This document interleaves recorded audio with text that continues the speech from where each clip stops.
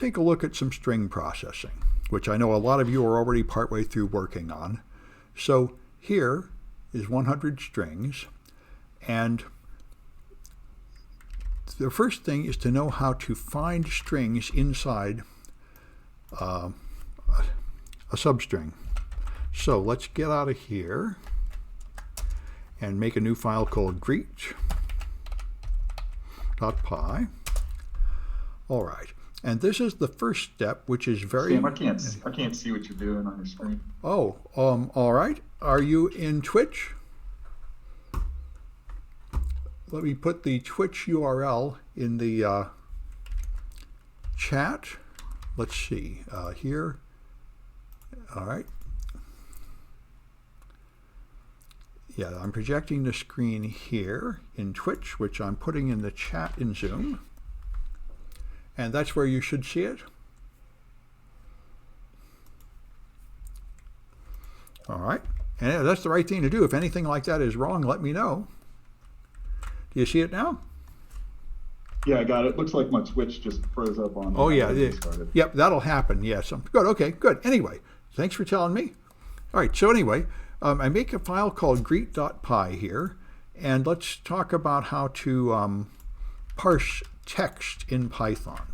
So this creates an object. Python is loosely typed, so it guesses what the variable type is from what you put in it, which is, you know, a questionable blessing. But anyway, I put in something in quotes, so it interprets that as a string. And so I can print the string, and you can get pieces of a string by just using square brackets and numbers. So this will start at character number 0 and go to, but not include character number 3, and so on. And this will give me 3 characters from the end to the end. So I can now, those will give me substrings, and this will, everything is an object in Python. So when I create a string called greet, it's an object, and it has parameters and methods. And it has a find method. So greet.find will look for a comma. And it will then give me the number, which is the index where the comma is. And I can then print :A. It'll give me the part before the comma. So those are some common ways to find parts of a string in Python. So if I do Python greet, you see here's hello world, here's the first 3 letters in the middle, 3 letters at the end, and here's the part before the comma, where it finds the comma and prints only up to that place.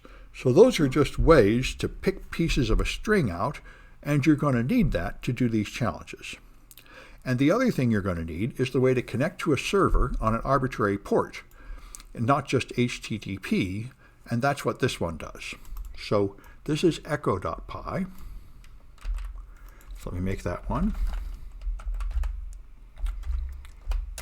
All right, this is raw sockets. Raw Unix sockets, the kind that created the internet. You import the socket library, then you create a socket object named S with socket.socket, and now you can use the methods of that object.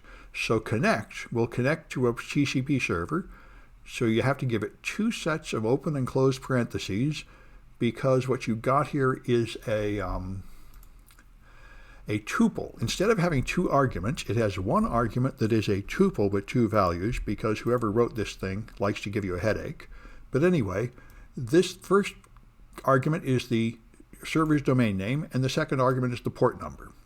So that'll do the TCP handshake, SYN, SYNAC, ACK, and connect to the server. And if the server replies with any data right away, it'll come back and be picked up in this sReceive. Now, the sReceive comes back as a byte string, and decode is what turns it back into a string you can print, which we'll get back to those later, instead of a byte array to a string. So this will print whatever came back from the server. Then I send to the server hello from Python, carriage return, and I'll print whatever comes back from the server again, and then close. That's all this program does. So when I run that, I save it, and then I run that. Okay, my server says, what do you say? I send that, it just echoes it back to me. So now I'm able to receive text and send text to the server. And so now there are some challenges. So this one here you just have to send it goodbye. It will say, what have you to say? And you have to send it goodbye. So you have to take this thing where you sent it hello and change it to goodbye. Here, you have to do a little trickier one, and this is what people were asking for help on earlier. Let me get started on this increment one because that's a little tougher. So I connect to that server. Let's copy echo to increment.py. All right. And now if I look at this one, all right, the first thing is I want to connect on port 10203. So let's fix that. And then it's going to send me back some text. And I'm going to print what came back. And then I'm going to have to do something with that. So I'm just going to stop at this point. You can put an exit right in the middle of your program if you like. And then it will just not continue beyond that point. So it's going to connect and get something coming back. And I want to see what it looks like. So let's run that Python 3 increment. All right, so here's what it got. Hello, your number is 75. So I want to pick out that number 75.